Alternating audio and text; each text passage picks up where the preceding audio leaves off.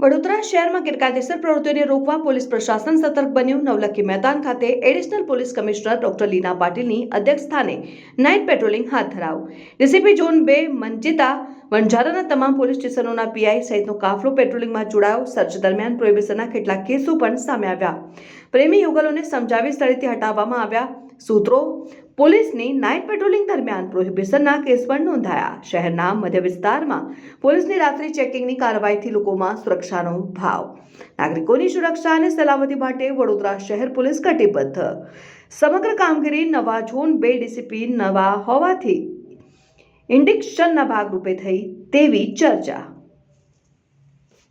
વિસ્તારોમાં પણ ચેકિંગ કરવામાં આવી રહી છે।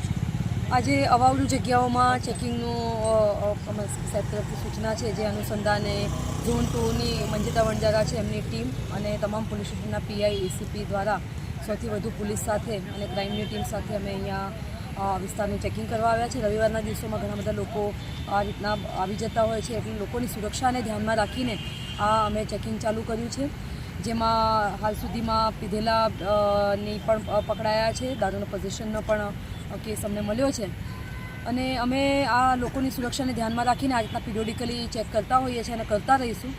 હાલમાં અમે આ નવલખી ગ્રાઉન્ડ વિસ્તારમાં ચેકિંગ માટે આવ્યા છીએ અને જે અવાવરું વિસ્તારો છે, અંધારાવાળા વિસ્તારો છે, ત્યાં પોલીસ ટોર્ચ સાથે જઈને અને બ્રેથ એનાલાઇઝર સાથે જઈને ચેક કરી રહી છે। અહીંયા આગળ નવલખીમાં કંઈક એવું મળ્યું છે, કોઈ પીધેલી હાલતમાં હોય? અમને 2 હમણાં પીધેલા મળ્યા છે અને દારૂનું પોઝિશન પણ, બિયરની પોઝિશન પણ મળ્યું છે। મેડમ, શું લાગે છે એમાં કોર્પોરેશન અને પોલીસને બંનેને સાથે મળીને આવી જગ્યા ઉપર સ્ટ્રીટ લાઇટને આ બધું કરવું જોઈએ? સ્ટ્રીટ લાઇટની પણ વ્યવસ્થા હોવી જોઈએ, ઇલ્યુમિનેશન પણ આગળની તરફ છે, પરંતુ આ ઘણું મોટું ગ્રાઉન્ડ છે એટલે એને ધ્યાનમાં રાખીને હાલમાં અત્યારે જે આ મંડપનું થઈ રહ્યું છે એના લીધે પણ લાઇટિંગની વ્યવસ્થા છે, છતાં પણ આ અવાવરું જગ્યા છે અને આવી જગ્યાઓ ઉપર લોકો એકલા રૂકલા આવીને બેસે એ સેફ નથી। એટલા માટે અમે અવેરનેસ પણ કરી રહ્યા છીએ અને સાથે લોકોની સેફટીને ધ્યાનમાં રાખીને ચેકિંગ પણ કરી રહ્યા છીએ અને અસામાજિક તત્વો અહીંયા આવીને જો કોઈ આ પ્રકારની પ્રવૃત્તિઓ કરતા હોય તો એના ઉપર પણ કંટ્રોલ રહે એ માટે આ અત્યારે ચેકિંગની કામગીરી ચાલી રહી છે। Thank you.